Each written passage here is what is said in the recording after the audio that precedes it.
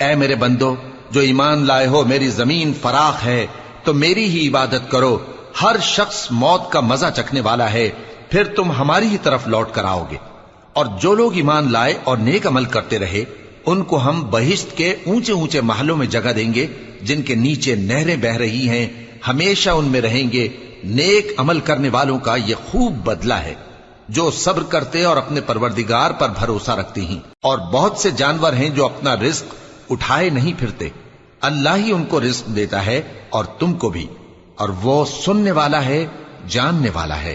اور اگر ان سے پوچھو کہ آسمانوں اور زمین کو کس نے پیدا کیا اور سورج اور چاند کو کس نے تمہارے زیر فرمان کیا تو کہہ دیں گے اللہ نے. تو پھر یہ کہاں الٹے جا رہے ہیں؟ اللہ ہی اپنے بندوں میں سے جس کے لیے چاہتا ہے روزی فراخ کر دیتا ہے اور جس کے لیے چاہتا ہے تنگ کر دیتا ہے. بے شک اللہ ہر چیز سے واقف ہے.